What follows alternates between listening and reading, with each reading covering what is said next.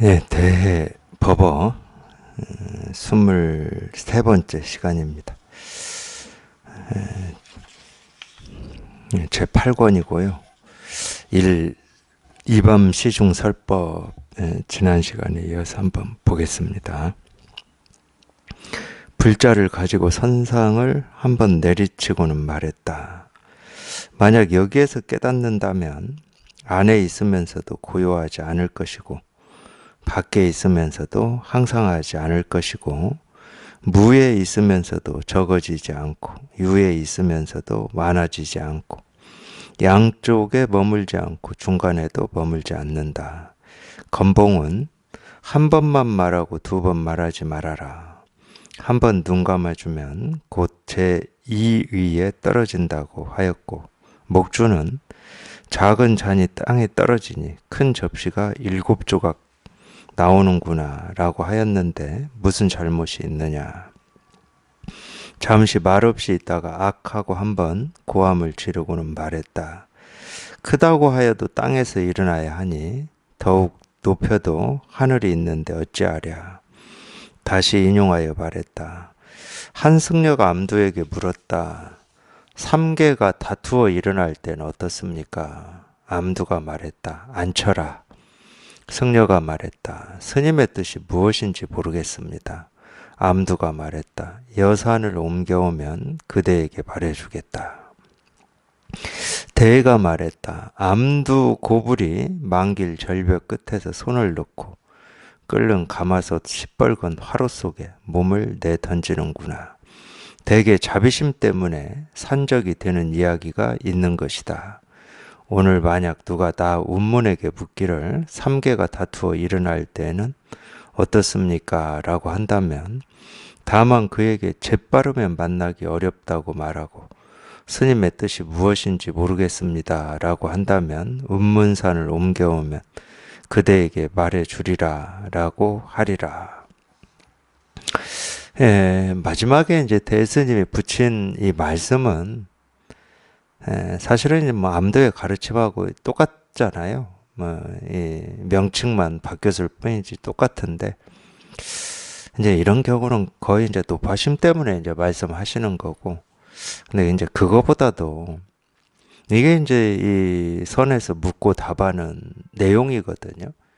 제가 대법어가 이제 이런 점 때문에 처음 이 불교를 접하시는 분들한테는 굉장히 낯설고 어떻게 생각하면 말장난 같고 무슨 말을 하는지 모르고 그렇게 느낄 수 있습니다. 실제로 불교 공부를 좀 물론 뭐 교리적으로 하셨는지 뭐 경전을 중심으로 하셨는지는 모르겠지만 그런 분들 중에 이런 선문답을 쓸데없는 이 말장난이라고 하시는 분들이 있어요. 철학사에서 서양 철학사에서 보면은 이 궤변론자라고 하는 이야기가 있습니다. 이 궤변이라고 하는 것은 이 상대의 생각을 이 상대가 어떤 견해를 얘기하면 이 생각을 아주 쉽게 말하면 엉뚱한 방향으로 이렇게 돌려버리는 거죠. 돌려서 입을 막는 뭐 이런 그런 투였는데 그거는 이제 어떤 이 생각이나 이 순발력을 가지고 하는 거고 이 선문답은 이 철학에서 얘기하는 이 궤변이라든지 이런 거하고는 다른 겁니다. 그러니까 자기 눈이 분별밖에 볼 줄 모를 때는 좀 엉뚱한 대답이고 뭘 얘기하는지 모르겠다 이러는 거고 이 진실을 깨달아서 이 눈이 분명하면 진실한 얘기를 하고 있는 거예요. 그러니까 이 모든 것은 그렇습니다. 자기가 보는 만큼 보는 거고 아는 만큼 아는 거죠. 근데 자기 아는 거를 전부 다 사실이다, 진짜다 하고 주장하면 안 되는 거예요. 그러기 때문에. 도덕경에도 그런 이야기가 있습니다. 지부지상이라는 말이 있어요. 지부지상. 이 지부지상이라는 이 말은 물론 이제 지부지라는 이 글자를 이 문장을 어떻게 해석해야 되느냐 이거는 이제 해석하는 사람마다 몇 가지 몇 가지가 있어요. 이게 굉장히 애매한 말이에요. 왜 그러냐면 이제 한자는 목적어가 뒤에 있거든요. 그러면 이 지는 안다는 말이고 부지는 모른다는 말이거든요. 그러니까 모르는 것을 아는 것이 최선이다, 도다, 뭐 이렇게 해석할 수도 있고, 예, 알지만 아는 것을 알지 못하는 것이 최상이다, 이렇게 해석할 수도 있거든요. 근데 뜻은 비슷합니다. 제가 볼 때는 어떤 순서로 앞에 것을 먼저 해석하냐, 이 목적어로 두고 해석하냐. 해석의 이 순서는 다를 수 있지만은 뜻은 비슷해요. 제가 금방 말씀드린 내가 안다 하는 게 알매 끝이고 다다. 이러면은 이제 분별이 되고 주장이 되고 견해가 됩니다. 근데 이 진실을 이렇게 통해 보면은 그렇게 해석할 만한 여지가 있어요. 아는 게 아니다. 이렇게 해석할 만한 여지가 있어요. 그러니까 아는 게 아님이 최상이다. 이게 도다. 이런 면이 있거든요. 왜 그러냐면 여기 이렇게 통해 보면 안다 모른다라고 하는 게 자기 삶에서 전혀 중요하지가 않아요. 우리가 이 분별하고 살 때는 안다 모른다가 중요하거든요. 근데 여기 통해 보면 안다 모른다는 전혀 중요하지가 않아. 중요하지 않으면 어떻게 되냐면 내가 안다고 하는 걸 주장하지 않게 됩니다. 이건 옳은 거야 이러질 않게 돼요. 그런 희한한 일이 벌어지는 거예요. 그러니까 아는 게 아니다라고 이렇게 해석해도 문제가 안 되는 거예요. 근데 모르는 걸 안다라는 말은 우리가 모른다라고 하는 것은 그렇게 표현할 때는 우리가 분별되지 않는 이 진실을 얘기하는 거거든요. 이 부지라고 하는 거는 해석을 그렇게 하면 부지는 이게 됩니다. 분별되지 않는 거, 우리 생각을 넘어서 있는 거. 그러니까 이 모르는 걸 안다는 말은 이 모름이라고 하는 이 이 깨달음이라고도 하고 도라고도 하고 분별되지 않는 거라고도 하는 이거를 깨달았다는 말이거든. 모르는 걸 안다는 말은. 모르는 건 알 수가 없죠. 모른다는 사실을 아는 거는 알미입니다. 근데 모르는 것 자체를 우리가 알 수는 없죠. 영원히 모르는 건데 이거는. 모르는 건 알 수가 없어요. 그렇기 때문에 모르는 걸 안다라는 뜻은 아니고 이 모름에 통했다는 말이죠. 분별되지 않는 여기에 우리가 한번 실감했다는 말이 되겠죠. 그러니까 앞으로 해석하든 뒤로 해석하든 근데 이게 이렇게 분명한 입장이라면은 그 어떻게 해석하느냐 이게 중요하지가 않게 돼요. 결국 이렇게 해석하든 저렇게 해석하든 전부 그냥 이 진실을 얘기하고 있구나. 그렇지, 이게 도지. 이게 도거든.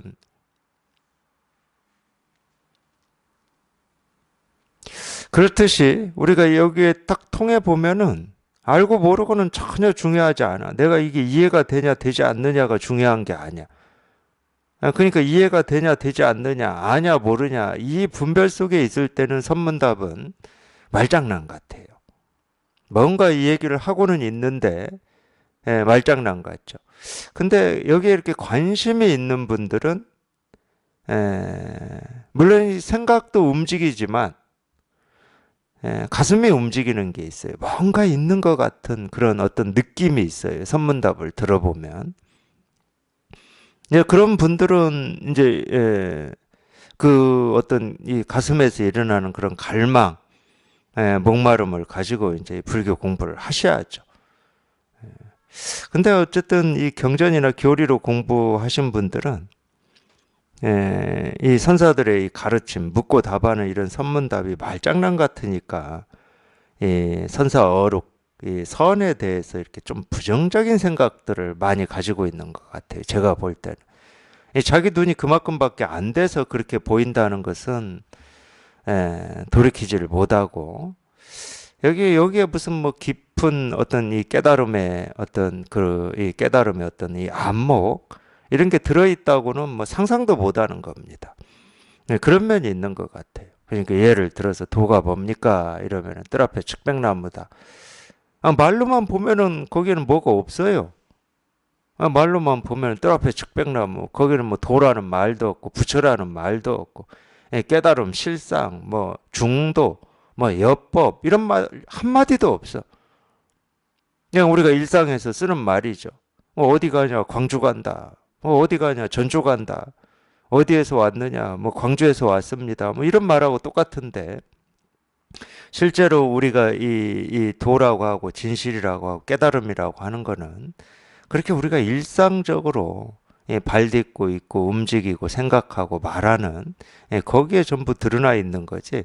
어디 특별한 곳이나 특별한 말에 이 법이 있지는 않습니다. 부처니 실상이니 깨달음이니 도니 불교니 이런 이름들은 전부 이 중생들을 이렇게 공부시키려고 만든 이 가짜예요, 가짜.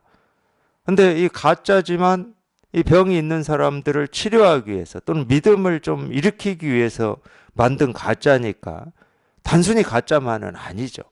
이런 가짜를 믿고 의지해서 공부를 해봐야 되겠다. 이런 사람한테는 굉장히 좋은 거죠. 근데 아무리 좋아도 자기가 그런 믿음을 가지고 공부를 해봐야 되겠다 발심을 하셨으면 그 가짜 이름은 놓아야 됩니다.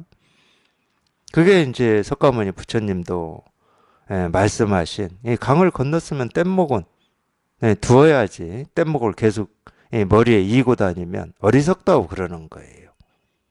선도 마찬가지입니다. 선이라고 하는 거를 자기 머릿속에 그려진 그림으로 선이다 이러시면 안 됩니다. 선이라고 하는 건 사실은 이 모습 없는 이거거든요. 이게 선이지. 그래서 이제 그런 눈을 갖추고 보면 이 선문답이라고 하는 게 어떻게 얘기하면 재밌어요. 굉장히 재밌죠. 감탄도 되고 참 이렇게 깊은 안목에서 이렇게 표현을 하시는구나. 이런 게 조금씩 보이죠. 근데 이 깊은 안목이다라고 저도 표현하지만 이 깊이가 어떻게 느껴지냐면 이 바닥이 없는 깊이예요. 끝을 알 수 없는 깊이. 그러니까 이 바닥이 없고 끝을 알 수 없는 이 깊이에 자기 스스로가 도달해 보지 못하면 이 깊이 없는 이 안목이라고 하는 거를 실감할 수가 없는 거죠. 실감이 안 되기 때문에 이제 그렇게들 얘기를 하시는 것 같아요. 한번 보겠습니다. 불자를 가지고 선상을 한번 내리치고는 말했다. 뭐 똑같습니다. 뭐 불자가 아니고 제가 뭐 제 손가락으로 책상을 이렇게 한번 내리치는 거나 불자를 가지고 이렇게 내리치는 거나 다 똑같습니다. 그 중국의 그 양나라 때 있어요. 양나라 때. 이 양나라는 500 몇 년 이때입니다. 500 몇 년. 그러니까 우리로 치면은 삼국시대 이야기예요. 삼국시대. 우리 삼국시대 때 우리 고구려 백제 신라도 영토라든지 뭐 국경선이 어떤 전쟁을 통해서 자꾸 바뀌었죠.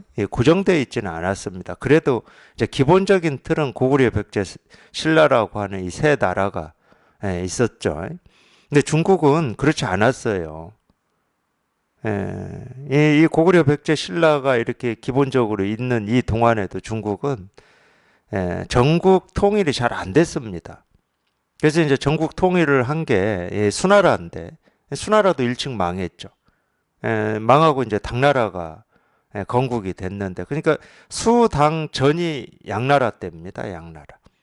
양나라 그러면 이제 우리가 왜 제가 양나라를 아냐면 뭐 세계사를 열심히 공부해서가 아니고 이 불교 때문에 그래요.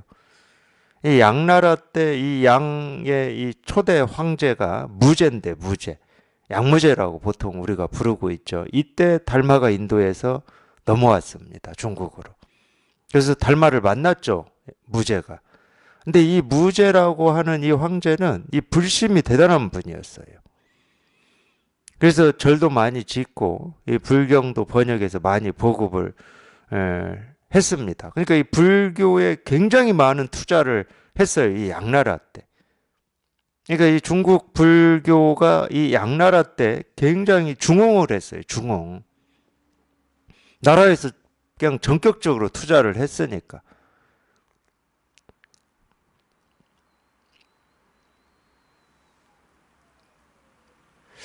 근데 이 양나라 때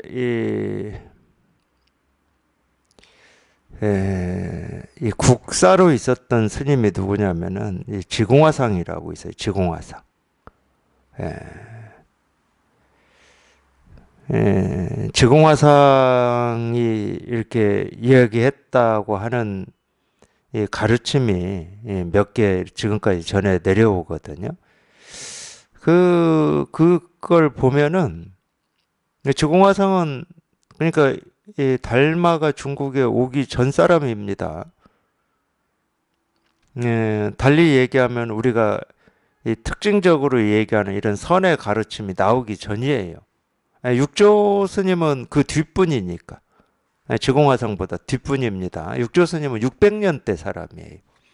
그래서 돌아가시기는 713년에 돌아가셨는데, 그러니까 이 선이라고 하는 가르침이 나오기 전에, 육조단경이라고 하는 이런 가르침이 나오기 전에, 당연히 뭐 육조단경이라고 하는 건 육조 스님의 가르침을 적어 놓은 거니까, 다른 이 불교 경전들이 있었죠. 당연히 있었습니다. 이제 주로 대승경전들이 중국에는 많았는데, 아마 그 들어보셨을 거예요.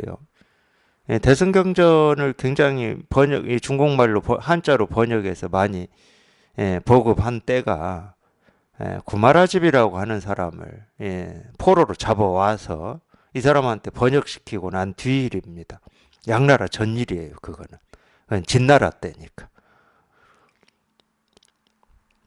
그러니까 이 불교 경전이 많이 보급돼 있었던 거죠. 주로 대승경전이 많이 보급돼 있었는데 이 지공화상이라고 하는 분이 어떻게 공부를 해서 깨달았는지 그거는 뭐 이야기가 전혀 내려오지를 않습니다. 근데 지공화상의 이 가르침을 보면은 깨달은 분이에요. 그때 양나라 국사였는데 깨달은 분이야. 뭐 십이시송이나 이런 걸 보면은 이 안목이 굉장히 깊으신 분이에요. 이거 어떻게 공부했는지는 모르죠.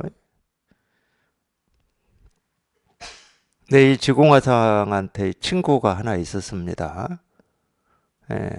도반이죠. 쉽게 얘기하면 도반인데, 그게 누구냐면 부대사예요, 부대사. 부대사라는 사람은 지공화상을 어떻게 출가했는지 이런 걸 전혀 제가 안 찾아봐서 그런지는 모르지만 들어본 바가 없고 이 부대사는 원래 직업은 생선 파는 사람이었다고 그래요. 생선 파는 사람. 저작거리에서. 물론 만들어진 말일 수도 있지만 그렇게 전해져 내려와요. 근데 이 부대사라고 하는 이분도 이분의 가르침이라고 하는 게 전해 내려오는 어떤 글자, 활자로 된 건 없어요. 보면. 없는데 어떻게 조금 나오냐면은 이 양무제라고 하는 이 황제가 이 국사인 지공화상한테 금강경을 궁에서 강설을 해달라고 그럽니다. 그러니까 이미 금강경은 이 반야경이라고 하는 이 방대한 경전 속에 있는 경전이거든요. 경전 속에 있는 경전입니다. 반야심경도 반야경 속에 있는 경전이고, 그러니까 이미 이 반야경이라고 하는 것도 다 번역이 돼서 보급이 됐다는 얘기예요. 그래서 금강경 강설을 해달라고 그래요.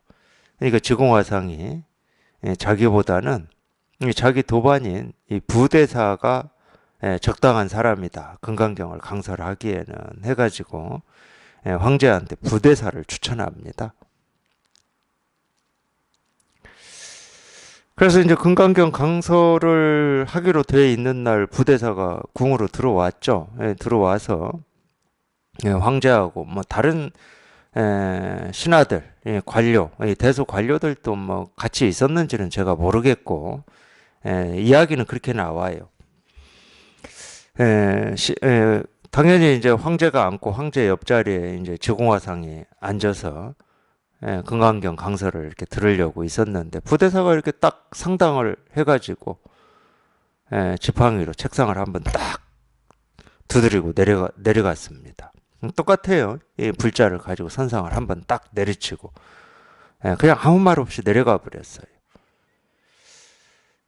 황제가 굉장히 어리둥절하겠죠. 굉장히 어리둥절하겠죠. 생각을 해보면 저런 무례한 놈이 있나. 자칫 잘못하면 황제가 잡아서 뭐 죽일 수도 있겠죠. 황제를 능멸한 죄로 죽일 수도 있죠. 금강경을 강설해 달라고 그랬는데 못하면 못한다고 진작 지가 얘기를 했어야지. 올라와서 이 책상만 한번 두드리고 내려가 버리니까. 모욕이다 그러면 충분히 모욕이라고 느낄 수 있습니다. 다행히 지공화상이 옆에 있잖아요. 그 어리둥절하는 황제를 지공화상이 보고 폐하 알겠습니까? 하고 물었어요. 계속 법회는 이어지는 거예요. 부대사는 한번 두드리고 내려갔지만 물론 이러고 법회는 끝났죠. 끝났는데 계속 이어져. 황제가 못 알아들었기 때문에. 황제가 알아들었으면 법회는 끝났죠.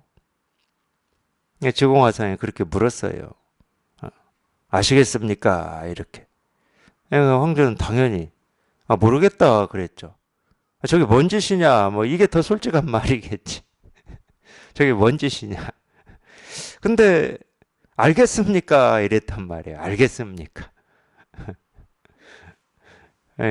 모르겠다. 그러니까 지공화상이 조용히 이야기를 하죠. 금강경 강설이 끝났습니다. 이렇게 얘기를 해줘요.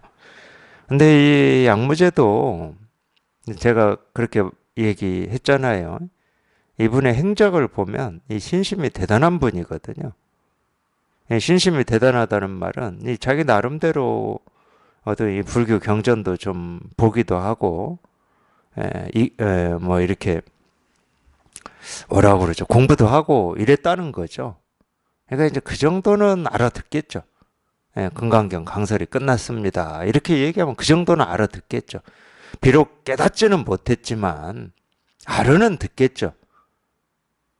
근데 알아는 듣지만 자기 스스로가 분명하지 않으니까 도대체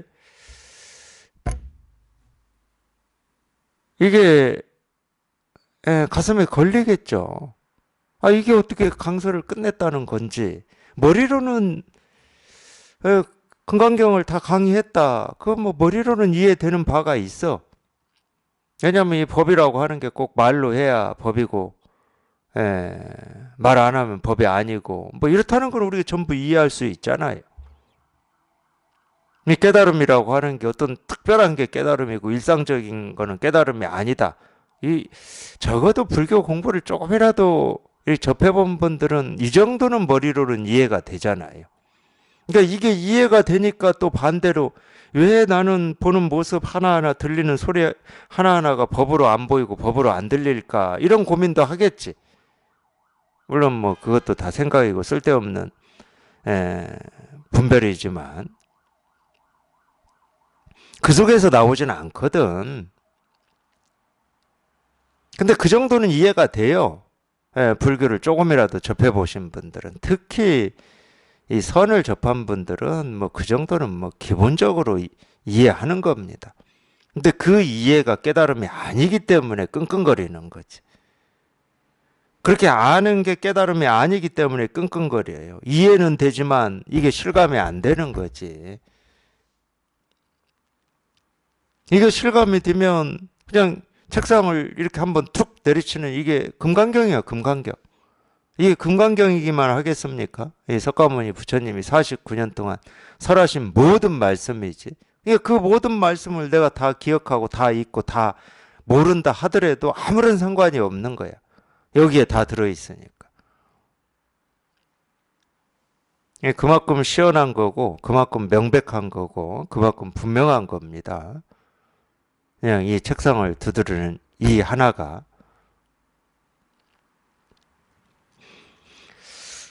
대스님도 그렇게 가르치신 거예요. 이 불자를 가지고 선상을 한번 툭 내리쳤어요. 근데 툭 내리쳤더니 그 앞에 이 법문을 듣고 있는 모든 이 스님들이 그냥 여기에서 다 깨달았다. 그러면 더 이상 말 안 했겠지. 즉 부대사가 딱 내리치고 내려갔을 때 그 황제가 어리둥절하지 않고 오히려 반대로 그냥 호탕하게 웃었다든가 이걸 알아들었다 그러면 지공화상이 무슨 말을 했겠습니까? 아시겠습니까? 뭐 이렇게 묻겠습니까? 이미 통해버렸다 그럼 그걸로 끝이 난 거죠. 예, 법회 끝났습니다. 근데 이렇게 한번 두드려서 그냥 곧장 통하는 게 그렇게 만만치는 않아요. 이 법이 만만치 않은 게 아니고 그거 헷갈리시면 안 돼요. 이 깨달음이고 법이고 도라고 하는 게 어려운 게 아닙니다. 예, 깨달음 도 실상이라고 하는 것은 세상 어떤 거보다 쉬운 거고 간단한 거고 아무것도 아니에요. 이거 헷갈리시면 안 돼. 근데 내가 이 아무것도 아닌 여기에 내가 통하는 게 어려운 일이에요. 어렵다 그러면 그게 어려운 거야. 도가 어렵다고 그러면 안 돼요. 진리가 어렵다고 그러면 안 돼. 진리는 세상 어떤 것보다 쉬운 겁니다.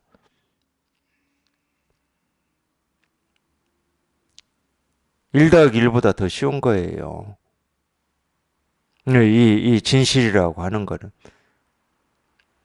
그래서 어떤 면에서는 너무 쉬워가지고 배우고 익힌 게 많은 우리가 너무 쉬워서 통하기가 어려운 겁니다.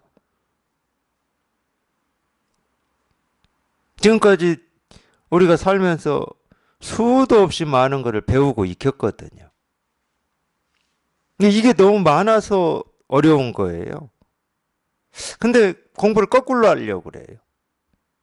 아, 내가 뭔가 부족해서 아는 게 적어서 이해를 못해서 내가 못 통하는 거구나 해가지고 더 공부를 하려고 그래요. 뭐 경전을 공부한다든지 막 더 공부를 해서 뭐 수행을 한다든지 해가지고 여기에 통하려고 그러는데 그쪽 길은 아닙니다. 그쪽 방향은 아니에요. 예, 그렇게 얘기를 하면은 반대로 예, 이것은 덜어내는 공부다. 아, 이렇게 이야기를 합니다. 더 알고 더 뭔가를 해서 우리가 얻을 수 있는 건 세간의 일이지. 예, 이거는 그렇지가 않아요. 이건 더 알 것도 없고, 모를 것도 없고, 이해할 것도 없고, 이해 안 할 것도 없고, 그냥 세상 어떤 것보다 간단하고 쉬운 거라니까. 그냥 아무것도 아니야. 그냥 티끌 하나보다 더 간단한 일이에요.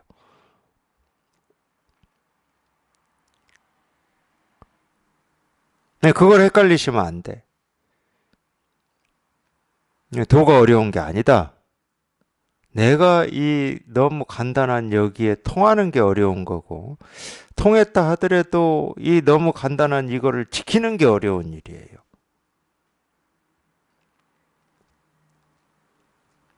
너무 쉬워서 지키는 게 어려운 거예요.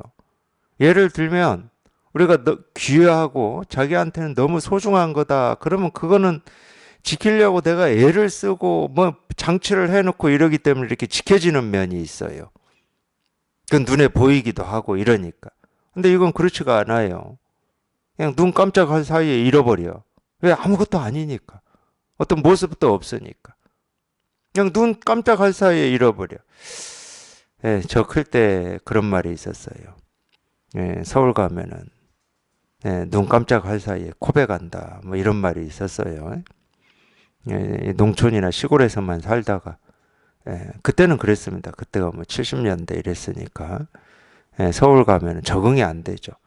저도 제가 예, 고등학교 졸업하고 서울을 갔는데 예, 예, 그때는 뭐 그런 마음이었죠. 예, 시골 촌놈이 서울을 갔으니까 얼마나 예, 긴장하는지도 모르고 긴장을 했었죠. 예, 촌놈인 티 안 내려고. 근데 굉장히 예, 지나고 보니까 예, 농촌의 이 문화나 이 농촌의 삶에 익숙해져 있던 20살 먹은 청년이 이 서울 가서 서울에 적응을 하려니까 이 문화적인 이 차이 때문에 심리적으로는 충격이 좀 많이 있었더라고요. 제가 보니까 그래요. 그런 거 있잖아요. 낯선 곳에 가면 괜히 이렇게 자기를 방어하고 싶은 이런 심리 때문에 아무것도 아닌 말에도 상처를 받는 뭐 이런 게 있잖아요. 그렇더라고요. 그런 경험들을 좀 했죠. 지하철을 타도 서울 사람들은 아무렇지 않게 하는 말인데 나만 몰라서 그런가 뭐 이런 거 있잖아요. 촌에 뭐 지하철이 있습니까? 제가 고등학교 다닐 때까지 이 버스도 그 시골 버스도 학교 다니면서 몇 번 안 타봤는데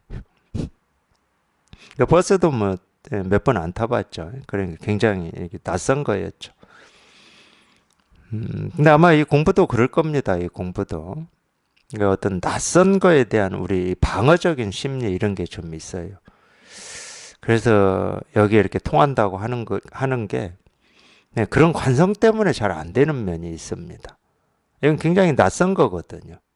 나한테 익숙한 것은 분별하고 망상하고 내가 알고 모르고 이해하고 이해되지 않고 그러니까 지금까지 살아왔던 생활 방식이 익숙한 거고 지금까지 살아왔던 생활 방식이나 사고 패턴이라든지 이걸 벗어난 일이기 때문에 굉장히 낯설어요. 그러니까 어떤 심리적으로 그렇습니다. 이 법문을 이렇게 꾸준히 듣다 보면은 지나고 나서니까 제가 말씀드리는 거예요. 그때는 굉장히 답답하고 힘들었던 시기인데 지나고 보면 그렇더라고요. 이렇게 이 법문을 들어보면 이겁니다, 이겁니다. 이제 처음부터 그랬던 건 아니고 꾸준히 듣다 보면 자기도 모르게 이 심정들이 변화가 생기거든요. 변화가 생기죠. 하나의 느낌이나 하나의 생각이 꾸준히 이어지진 않아요.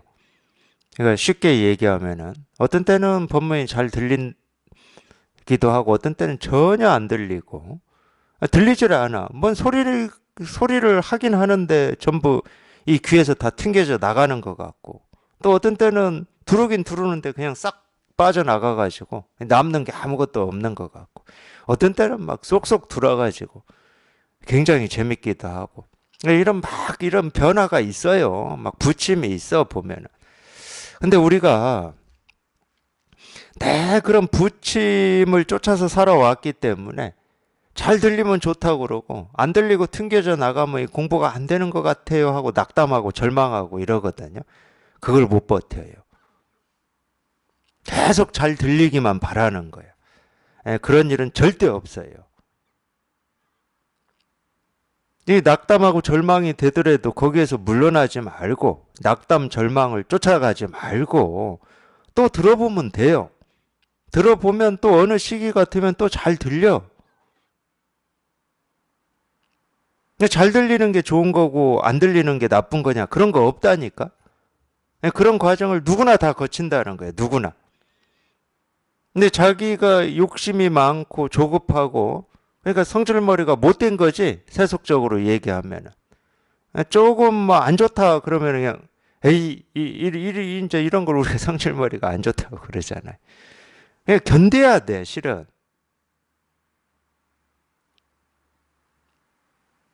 그런 거를 못 견디면 공부를 못 해.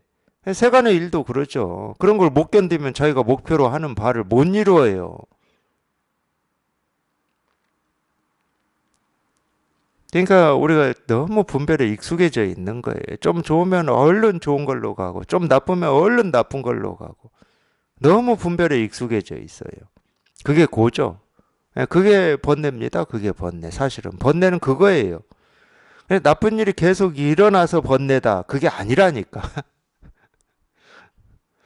그러니까 겨우 하는 생각이 나한테는 왜 이렇게 나쁜 일만 일어나나, 나쁜 일이 없었으면 좋겠다, 좋은 일만 계속됐으면 좋겠다.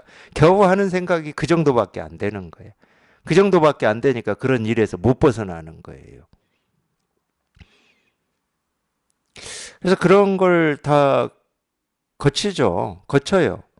그렇게 거치다가 뭐 그것도 자기도 모르게 일어나는 일이지 뭐 내가 낙담이 일어나라는 뜻을 가지고 있어서 낙담이 일어나나. 자기도 모르게 다 겪어요. 겪다가 제가 보니까 그래요. 그냥 이 제 경험으로 보면 거의 막판쯤에는 어떤 느낌이 강했냐면은 눈앞에 이렇게 있어서 손만 뻗으면 잡을 것 같은데 이거를 손만 뻗으면 잡을 것 같아요. 잡을 것 같은데 우리 이 꿈에서 그러잖아요. 꿈에서. 에, 어떤 좀 힘든 일이나 무서운 걸로 이렇게 도망가고 싶은 이런 꿈 꿀 때 있잖아요. 근데 발이 안 움직여지잖아요. 그런 때 보면은. 그거는 꿈에서만 그러는 게 아니에요. 실제로 제가 산에 살면서 정말로 이 집채만한 멧돼지를 딱 갑자기 서로 마주쳤을 때 발이 굳어버려요. 발이 안 움직여요, 이게. 생각은 안 그런다니까? 생각은 뭐 수도 없이 하지. 산에 가기 전에도. 근데 멧돼지 만나도 뭐 전혀 긴장하지 않고, 몸에 이렇게 굳어가지고 붓고 뭐 이런 일 없이 다 대처해야지 이런다니까? 근데 실제로 마주치면 그렇게 생각하고 알고 이해됐던 이거는 뭐 어디로 날아가 버리고, 머리가 하얘져 버려요, 그냥. 우리가 진짜 이 어려운 일을 겪을 때도 그렇습니다. 진짜 어려운 일을 겪을 때도 판단이 안 되는 거지. 머리가 우리가 하얗다는 말이 있잖아요. 근데 뭔가 생각이 되고 대처를 이렇게 해야 되나 저렇게 해야 되나는 가 있을 때는 아직 그렇게 그 정도로 심각한 어려움은 아니라는 거예요. 이 공부도 똑같습니다. 이게 손만 뻗으면 잡힐 것 같은데 저는 그런 느낌이 있었다니까요. 근데 문에 다 와 있어. 문 앞에 있는 것 같아요. 우리가 굳이 얘기하면 실상문이 깨달음의 문에 다 와 있어. 그래서 발 한 발만 뻗어서 내디디면은 그냥 이 분별의 이 세계에서 곧장 이 실상의 세계로 들어갈 것 같은 느낌이 있는데 손도 안 뻗어지지, 발도 안 뻗어지지. 그러니까 이 앞에서 어쩔 줄을 모르고 있는 거예요, 제가. 손을 뻗고 싶은데 뻗어지질 않으니까 손만 뻗으면 이걸 그냥 콱 줄 것 같은데 발만 한 발만 내디디면 그냥 들어갈 것 같아요. 그냥 끝날 것 같아 이제. 근데 그게 안 돼요. 그게 안 뻗어져 이게. 그러니까 자기 힘으로는 어떻게 할 수가 없으니까 이게 거의 막판쯤에 드는 느낌들이에요. 제가 볼 때는 제 경험으로는 그렇습니다. 내 힘으로는 어찌할 수가 없어 이걸 도대체 이걸. 이제 이런 거를 경험해 보신 분들은 선사들 이야기 중에 그런 얘기들이 있어요. 대스님이 그런 얘기를 하신 적이 있죠. 배가 엄청 고픈 강아지가 있는데 이 강아지 지금 이 강아지 옆에 솥이 있어 솥이. 근데 지금 거기에 고기를 그냥 삶느라고 불을 떼가지고 고기를 삶고 있는데 그냥 펄펄 끓고 있어. 그러니까 막 그 배고픈 강아지한테는 이 고기국 냄새가 지금 진동을 하는 거지, 진동을. 진동을 하는데 이 고기를 먹을 수도 없고, 그렇다고 안 먹을 수도 없고, 뜨거워서 입을 댈 수가 있나. 그런 말들이 공감이 돼요. 자기도 그렇게 경험을 했으니까. 그 다음에 누굽니까? 이 마조 찾아왔던, 하여튼, 그분은 그렇게 표현했거든. 이 모기가 이 무쇠소 등 위에 앉아 있는 것 같다고. 그 모기도 배가 고픈 모기죠. 피를 빨아먹어야 돼. 그래서 소다 싶어가지고 등에 딱 앉았는데, 이 피부에 침을 꽂아야 되는데 이게 무쇠야, 무쇠. 그러니까 이걸 꽂을 수도 없고 안 꽂을 수도 없고, 자기 힘으로는 어찌 할 수가 없어 이걸. 이런 말들이 이렇게 공감이 돼요. 자기가 직접 경험했으니까 공감이 되는 겁니다. 정말로 이렇게 손만 뻗으면 잡을 수 있을 것 같고 닿을 것 같은데 손이 뻗어지질 않아. 그 전에는 아마 뻗었을 겁니다. 뻗어가지고 계속 잡아보려고 했는데 이게 잡히질 않. 그러니까 이 물속에 있는 달을 손 집어넣어서 계속 건져내려고 하는 이랬을 거예요. 근데 그 뒤는 뻗어지질 않아 이게. 달을 건지려고 강물에 손을 넣을 때는 그나마 다행이야. 뭘 해볼 거라도 있어. 건져지지 않더라도 해볼 거라도 있는데 거의 막판에는 해볼 게 없어요. 뻗어줘야 해보지. 다리가 움직여줘야 뭐 한 발을 딛든 두 발을 딛든 딛어보지. 그러니까 이때가 우리가 말하는 은산철벽이라고 그러는 거예요. 그냥 딱 막혀가지고 꼼짝도 못하는 꼼짝도. 꼼짝도 그렇게 못할 때는 어쩔 수 없습니다. 그냥 이 선지식의 이런 법문을 듣는 거 말고는 할 수 있는 게 아무것도 없어요. 또 듣긴 듣는데 이겁니다 하고 이렇게 가르치는 이 법문을 듣긴 듣는데 더 답답하지. 알고 싶고 궁금하고 통하고 싶은데 자기 스스로 어떻게 할 수가 없으니까 더 답답해요. 자기가 뭐 이렇게 저렇게 해보면서 안 통해서 답답한 건 아직 은산철벽이 아닌 거예요. 아, 이렇게 해봐야 되나? 저렇게 해봐. 이러면서 답답한 건 은산철벽이 아니야. 도대체 해볼 게 없는 거야. 도대체 해볼 게 없으면 이거 하나만 남아. 이거 하나만. 본문에서 이거 하나만 남아요. 이거 하나만. 다른 얘기는 쓸데없어. 다른 얘기는 아무 쓸데없어. 그러니까 뭐 들리니 안 들리니 뭐 이런 말이 안 나와. 그때는. 본문이 잘 들렸다 안 들렸다 이런 말이 안 나온다니까. 이거 하나만 남는데 이거 하나만. 우리가 그러잖아요. 너무 이렇게 어떤 공포스러울 때나 또는 뭐 이렇게 자기가 어찌할 수 없을 때 나오는 거를 외마디 비명이라고 그러잖아요. 외마디.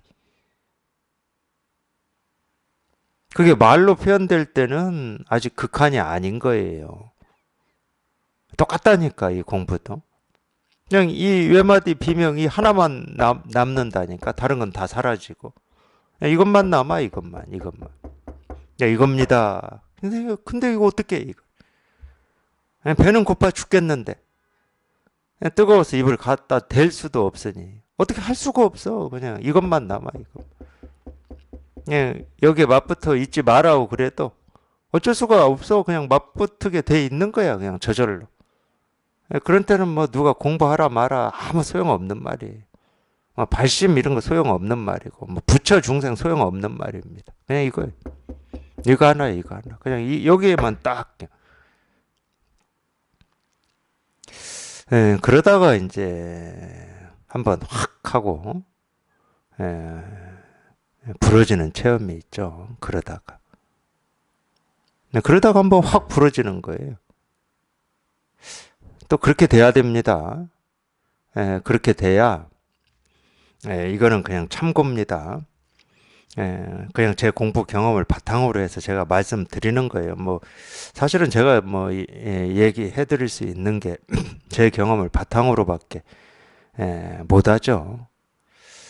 제가 이 공부가 참 좋았던 것 중에 하나가 뭐였냐면 내가 어떻게 해서 어떤 결과를 얻으면은 거기에는 나라고 하는 게 많든 적든 들어가 있게 되는 겁니다.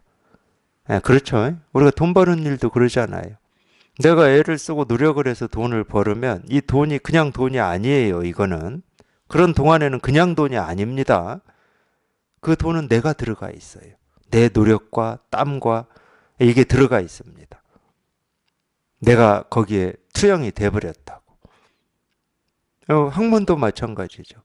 자기가 애쓰고 노력해서 어떤 이 학문의 전문성을 이뤘다. 그럼 그 전문성이 그냥 전문성이겠습니까? 그냥 전문성이면 아무 권위가 없어요. 아무 힘이 없어. 근데 거기에 내가 들어가 있는 겁니다. 그러면 항상 이 전문성을 내세우고 싶은 거예요. 내가 이룬 성과를 남이 알아줘야 되는 겁니다. 왜냐하면 너희는 그렇게 노력 안 했잖아. 이 마음이잖아. 근데 이 공부는 좋은 게 뭐냐면 나라고 하는 게 털끝만큼도 안 들어가 있어요. 내가 할 수 있는 게 아무것도 없을 때 깨닫는 거니까.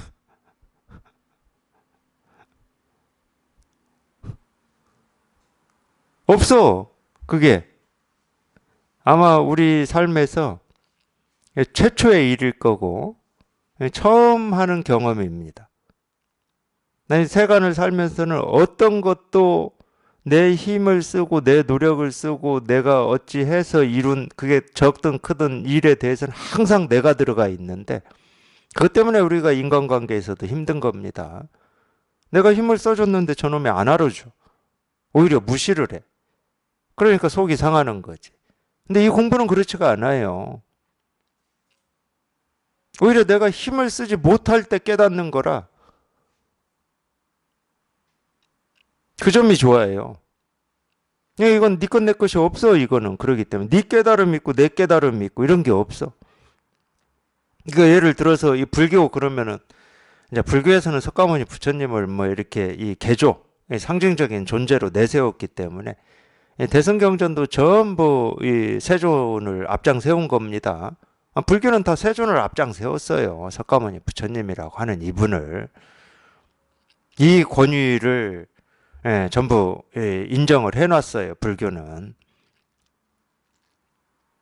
그렇다고 이 깨달음이라고 하는 게 석가모니 부처님이 깨달음이 따로 있냐? 없어요. 그게 또 석가모니 부처님 거냐? 없어, 그런 게.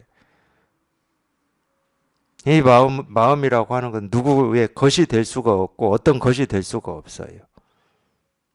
그래서 자꾸 그런 얘기를 하는 겁니다. 내가 사라지는 공부라고.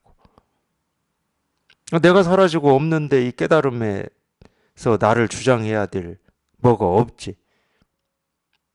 그러니까 이 깨달음을 얘기하면서, 그러니까 이제 진짜 깨달은 사람들은 이 깨달음을 얘기하면서 거기에 이 나라고 하는 게 털끝만큼이라도 지금 들어있냐 안 들어있냐 이제 이런 측면도 보는 겁니다. 말씀하시는 걸 이렇게 들으면서 들어있으면 아직 부족하다고 그러는 거예요.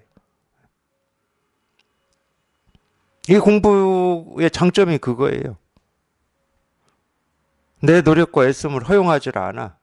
그걸 허용해 놓으면 반드시 저놈들은 뭔가를 얻으면 자기를 주장할 거기 때문에 허용을 안 해, 아예 처음부터. 그래서 불인문이라고 그러는 거예요. 불인문. 이분에 들어오는 사람은 전부 이 막존지혜다 이렇게 써놨잖아요. 입참물례자는 막존지혜다. 막존지혜라는 말은 우리 알고 있는 걸 다 내려놔야 된다. 우리가 배우고 익힌 거, 나라고 하는 거 다 내려놔야 이분에 들어올 수 있다. 그러니까 이 깨달음의 세계는 자유로운 겁니다. 나와 너의 구분이 없어요. 하늘과 땅의 구분이 없어. 그래서 분별에서 벗어나는 거다. 분별에서 벗어나는 일이다라고 얘기를 하는 거고.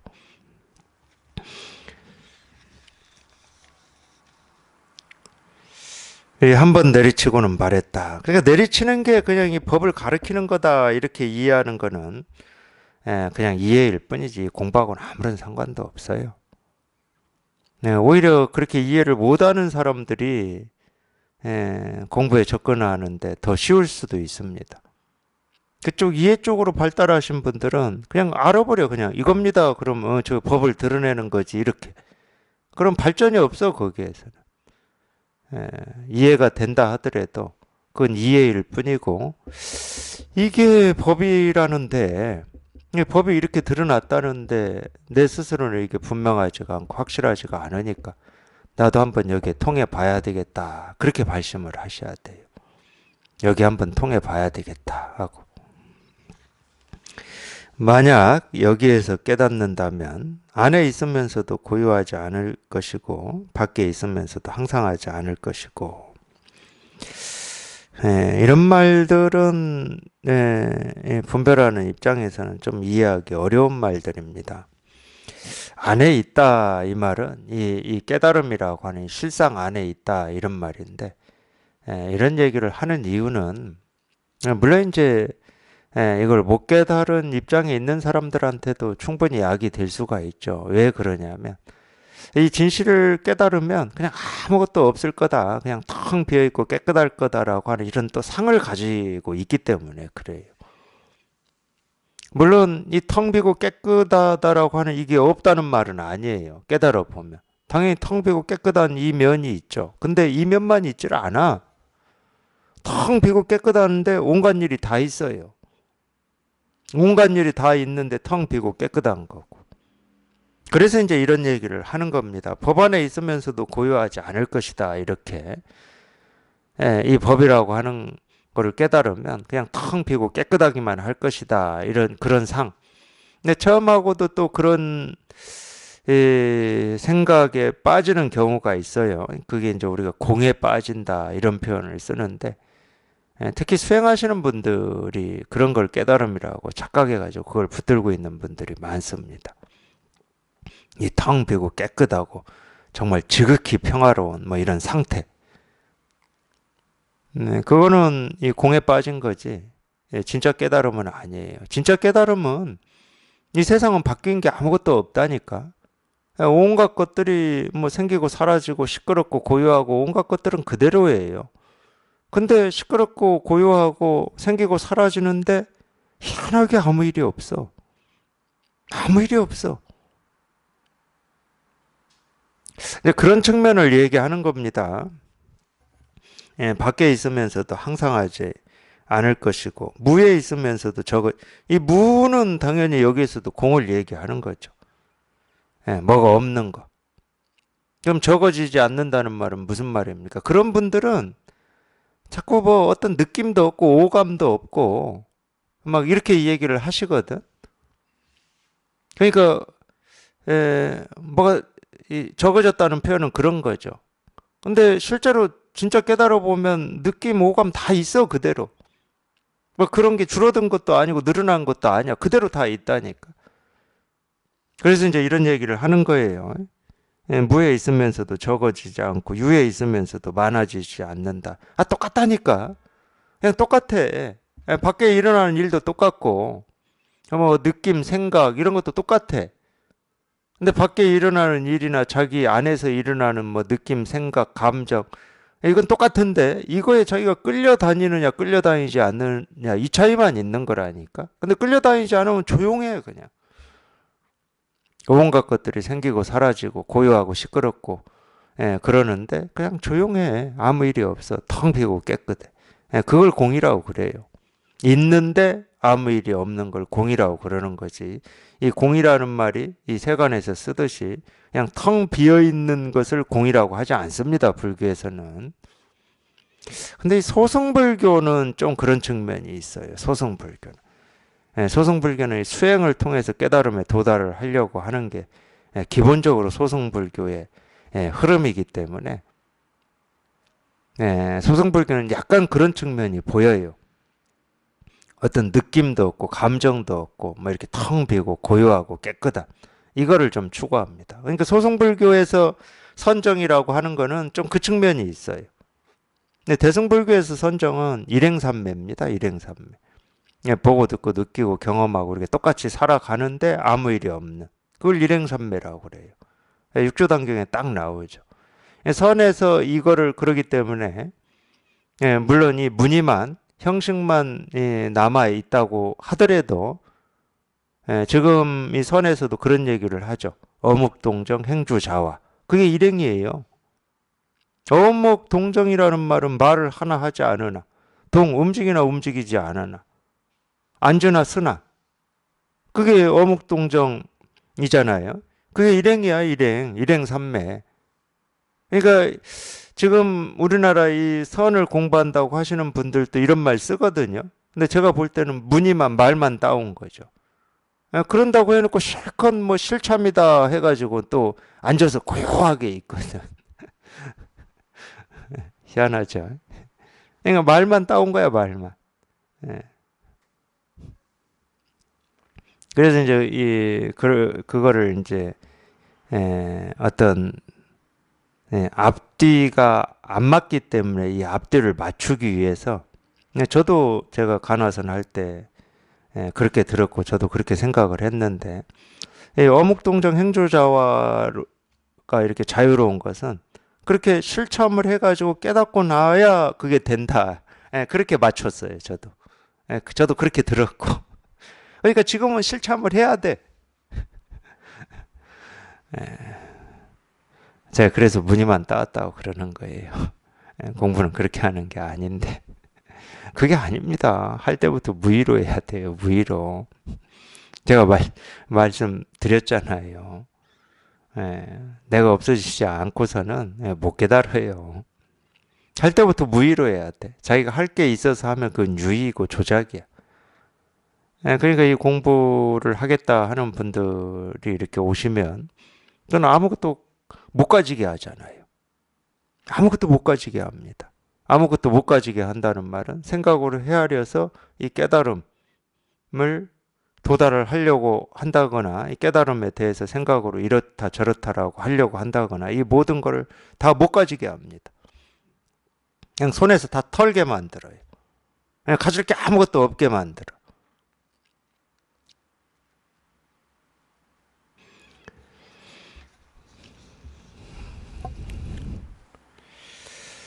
이 양쪽에 머물지도 않고 중간에도 머물지도 않는다. 건봉은 이 건봉이라고 하는 분은 이 당나라 때 선사입니다. 한 번만 말하고 두 번 말하지 말아라. 한 번 눈 감아주면 곧 제2위에 떨어진다. 제1위라고 하는 것은 이 진제, 이 실상을 얘기하는 거고, 제2위다라고 하는 것은 말 그대로 우리 분별을 얘기하는 겁니다.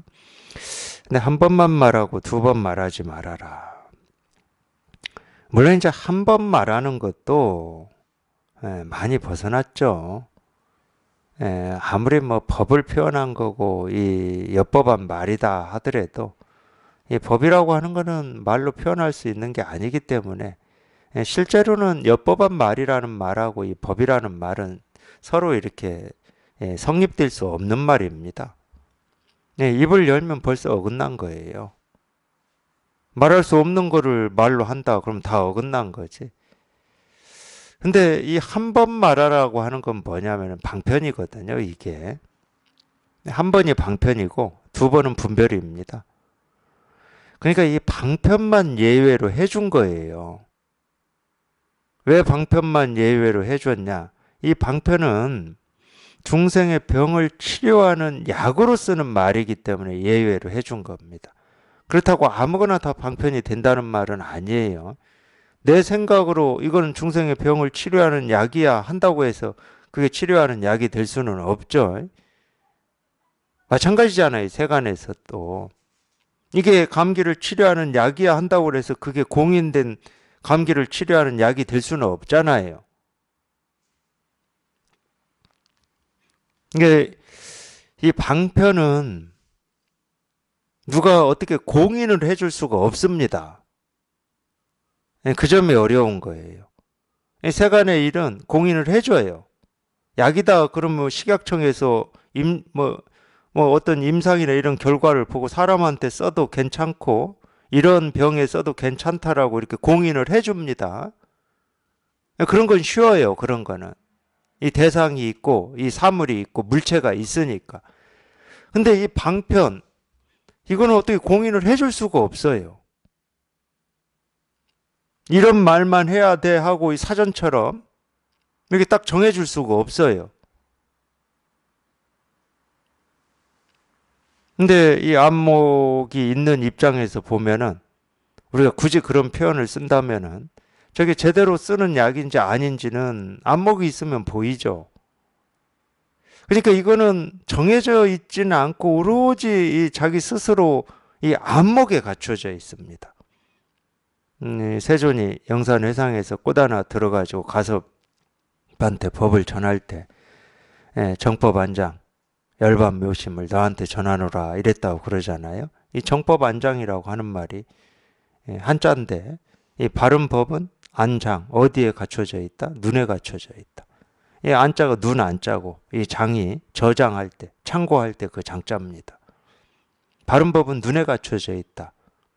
이게 정법안장이에요. 오로지 이 안목에만 있어요. 안목에만. 이 안목에만 있다는 말은 자기 스스로가 이 진실을 깨달아서 이 진실에 깊어질 때만 그게 보인다는 거예요. 그게 공인이라는 거야. 굳이 얘기하면. 그게 인가예요, 사실은. 그러니까 누가 누구를 해줄 수 있는 게 아니야, 이거는. 자기 스스로만 갖출 수 있는 거예요. 이제 그런 입장이 되어 보면 약을 잘 쓰는지 잘 못 쓰는지 깨달았는지 못 깨달았는지가 당연히 보이겠죠. 그렇기 때문에 이 공인된 약이 있고 공인된 치료법이 있어도 이 공인되지 않은 약과 치료들이 극성을 부리는 세상이잖아요.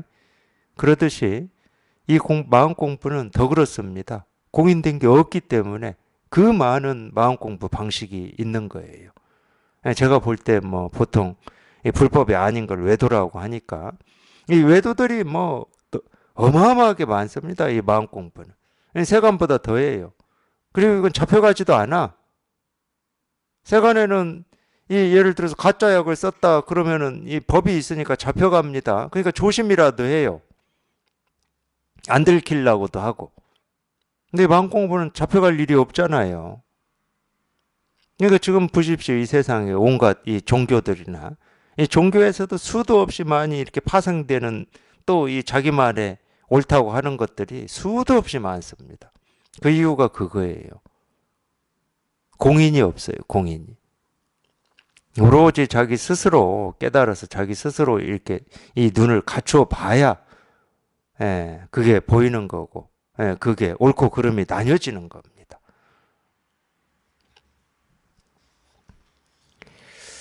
그래서 한 번만 말하라는 말은 이 방편을 얘기하는 겁니다. 이 중생의 병을 치료하는 이 방편. 두 번 말하지 말아라는 어떤 이치나 도리나 그런 설명으로 얘기하는 거. 어떤 이 가르쳐 줄 게 있어서 가르치는 거, 말할 게 있어서 말하는 거, 이런 건 전부 분별이죠.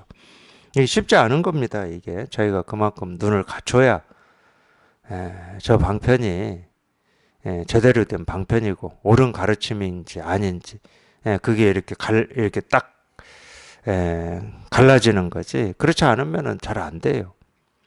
그러니까 이제 처음에 뭐 이렇게 공부하러 오시는 도반들이 보통 많이 얘기하시죠. 뭐 이스님 거 법문도 들어보고 뭐 저런 가르침도 들어보고 뭐 그렇죠. 당연히 목이 마르니까 뭐 여기저기 예, 이렇게 들어보기도 하고 찾아가 보기도 하고 그러죠.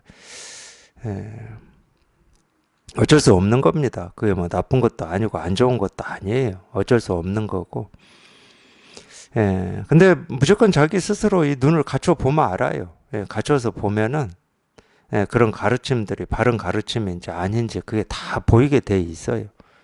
그러니까 옛날부터 이 공부를 좀 진지하게 하신 스님들, 선을 공부하신 스님들은 눈 푸른 납자를 가장 경계한다고 그랬잖아요. 눈 푸른 납자는 예를 들면은 나이하고 상관없이 이 법을 이렇게 분명하게 깨달은 사람을 얘기하는 겁니다. 그게 제일 무섭죠. 공부하는 입장에서는. 자기 아는 걸로 뭐 불교를 뭐 이렇게 저렇게 얘기할 수는 있겠지만 이걸 깨달은 사람 앞에서는 뭐 자기 아는 걸로 이렇게 저렇게 얘기해봐야 다 분별이고 망상이고 다 쓸데없는 말이 돼버리니까 가장 무서운 거죠. 그런 어떤 이 마음가짐이 있다 그러면은 그나마 공부의 어떤 이 분위기, 이 환경이 좋은 겁니다. 적어도 그런 마음가짐을 가졌다라고 하는 거는. 저도 이렇게 좀, 뭐 제가 직접 듣지는 않았고, 다른 분을 통해서 들었는데, 우리나라에서 이 고승 중에 한 분입니다. 제가 누구라고는 말씀드리지 않겠지만, 이분은 자기 스스로 그렇게 분명하게 법회 때도 말씀하신다고 그래요. 자기는 깨달음은 없다고. 깨달음은 없는데, 부처님이 가르침이 좋아가지고, 하여튼 이렇게 공부를 하여튼 꾸준히 하다 보니까 그분은 해오라고 그렇게 표현하셨다고 그러더라고요. 부처님의 이 가르침이 이해가 됐다는 게 이해된 이만큼만 가지고도 자기는 삶이 많이 변했다 뭐 이렇게 말씀하신다고 그러는데 오히려 그런 분은 솔직한 면은 있죠. 솔직한 건 있습니다. 솔직하니까 훨씬 좋죠. 근데 이게 충분히 그럴 수 있어요. 우리가 종교도 그렇잖아요. 종교도 자기가 정말로 이렇게 믿고 정말 이런 거구나 하고 그렇게 이해가 되면 좀 편해지는 게 있습니다. 당연히 그렇죠. 그거는 제가 볼 때는 이런 거예요. 굳이 따지면 목이 마른데 지금 이 컵에 이 물이 한 잔이 있는 거예요. 그러니까 이제 목마를 때마다 물을 마시는 거죠. 그럼 깨달음은 뭐냐면은 아예 물 속에 있는 겁니다. 그러니까 목이 마르는 적이 없어요. 이 차이가 있어요. 이 차이가. 그게 나쁘다고 제가 표현하는 게 아닙니다. 나쁜 건 아니에요. 우리가 못 깨달았다고 나쁜 겁니까? 전혀 아니죠. 목마름이 사라지는 거. 자기 스스로 목마름이 영원히 다 사라져 버리면은 더 이상 물을 찾지를 않죠. 그게 이제 이 부처님의 가르침이고 깨달음인 겁니다. 그게. 적어도 이제 자기 스스로 자기 공부를 그만큼 볼 수가 있다. 그럼 그게 이제 공부인의 자세입니다. 근데 어차피 다 보여요. 자기가 직접 깨달아서 이게 이렇게 분명하면 어차피 다 보여. 목주는 작은 잔이 땅에 떨어지니 큰 접시가 7조각 나오는구나 라고 하였는데 무슨 잘못이 있느냐. 목주에 대한 이야기까지만 하고 오늘 법회는 마치겠습니다. 목주가 상당하여 말했다. 찢어서 여는 것도 나에게 달려있고 붙잡아 뭉치는 것도 나에게 달려있다. 그때 어떤 숙녀가 물었다. 목주가 이렇게 가르쳤어요. 상당해가지고. 찢어서 여는 것도 나에게 달려있고 붙잡아 뭉치는 것도 나에게 달려있다. 이게 다 공부에 대한 얘기입니다. 그러니까 이걸 어떻게 보느냐는 뭐 물론 이제 각자의 어떤 이 지금 심정 이거에 따라 달라요. 예를 들면 아까 제가 말했듯이 이 문을 그냥 열고 내가 이 법에 들어가고 싶은 마음이 강할 때는 찢어서 열고 싶죠. 그렇게 다가오겠죠. 그다음에 여기 붙잡아 뭉치는 거. 그러니까 그것도 마찬가지죠. 이 법을 정말 이렇게 손에 쥐고 싶은 거지. 근데 이렇게 쥐어지지 않을 때는 흩어져 있잖아요. 흩어져. 어디에 있는지를 모르니까 흩어져 있다고 표현하는 겁니다. 근데 그런 입장에 있을 때는 법을 그냥 딱 쥐어가지고 어디 못 가게 그냥 딱 이렇게 하고 싶은 마음이죠. 네. 그러니까 그런 심정일 때는 이 말이 그렇게 다가오겠죠. 그러니까 어떤 승려가 물었다. 무엇이 찢어서 여는 겁니까? 목주가 말했다. 3구는 27이고 3구 27을 9구단이죠. 이때도 9구단이 있었나 봐요. 중국에. 당나라 때인데. 3구는 27이고 보리가 곧 열반이며 진여가 곧 해탈이고 마음이 곧 부처이니라. 나는 이렇게 말하는데 그대는 또 어떠냐? 그 승려가 말했다.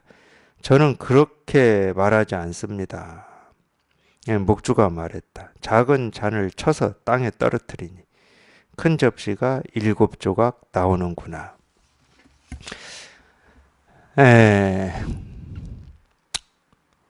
이 목주라고 하는 이 선사의 가르침이 몇 개, 서너 개 나오는데 이 가르침이 굉장히 날카롭습니다.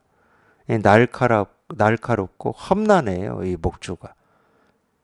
쉽지가 않습니다. 이 작은 잔을 밀어서 떨어뜨리니 7개의 큰 접시가 나오는구나. 이거 뭐 죽었다 깨어나도 우리 생각으로는 무슨 말인지 이해할 수가 없죠.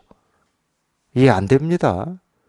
예를 들면 또 제 이야기 할 수밖에 없는데 저는 이 목주의 이 가르침이 이 마음에 맺혀 있던 시간들이 꽤 있었어요. 도대체 이게 무슨 말이냐 이게. 나는 죽었다 깨어나도 이 작은 접시 떨어뜨려 가지고 깨졌는데 그게 큰 접시 7조각이다. 이건 뭐 도대체 내 상식과 내가 지금까지 배우고 익히고 삶을 수십 년 경험하고 산 이걸 총동원해도 이 한마디는 내가 어떻게 할 수가 없더라고. 그래서 제가 아까 말씀드리는 거예요. 아는 게 아니었구나. 내가 안다고 했던 게 아는 게 아니었구나. 이런 말을 들을 때 그런 느낌이 딱 들죠. 아는 게 아니었구나. 뭘 안다고 내가 그렇게 주장을 하고 이렇쿵 저렇쿵 했었구나. 똑같은 말이에요. 고통이라고 나는 지금 알고 있는데 아니 이게 고통이 아닐 수도 있는 거구나 라고 한 번이라도 돌이켜 볼 수 있어야 되는 거예요. 내가 아는 게 아니었어. 그래서 아는 게 아님이 분명해졌을 때 이 말이 다가옵니다. 그러기 전에는 죽었다 깨어나도 안 다가오더라고요. 저는 그래요. 저는 그랬습니다. 이게 무슨 말인지. 마술하는 건 아닐 거잖아요. 뭐 선사들이 마술사도 아니고. 마술사는 가능하죠. 접시를 탁 깼는데 갑자기 거기서 큰 접시 7개가 딱 나올 수 있지, 마술사는. 그런 걸 얘기하는 건 아니죠. 우리 마음의 세계를 얘기하는 거니까. 이 마음의 세계에서 직접 경험하고 직접 실감됐을 때만 이 말은 통달이 되는 거예요. 그러기 전엔 통달이 안 돼요. 우리 생각으로는 통달이 안 돼. 제가 그래서 목조의 가르침이 날카롭다고 그러는 겁니다. 대체 조금이라도 이해를 좀 해보고 싶은데 이해할 면을 그냥 다 그냥 가로막아 놔 버렸어요.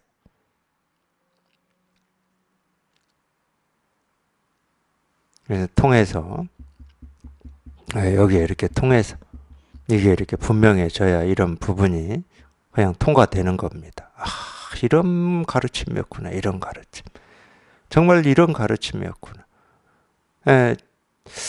예를 들면 이런 거예요. 진짜 좋은 약인데 사람들이 알아보는 눈이 없어가지고 이 약이 사람들로부터 외면받고 있어. 근데 자기가 진짜 아파가지고 어떻게 우연하게 이 약을 먹고 깨끗이 나아버렸어. 그럼 그 사람은 그 약이 최고임.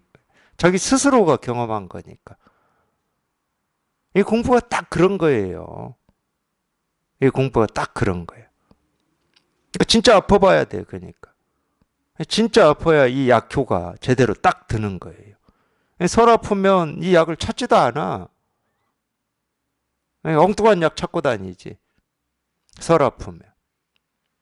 진짜 아프면 이게 진짜 약이 되는 겁니다. 그냥 깨끗해져 버리는 거예요. 그냥 모든 이 번뇌가 사라지는 겁니다. 그게 정멸이고 해탈이죠.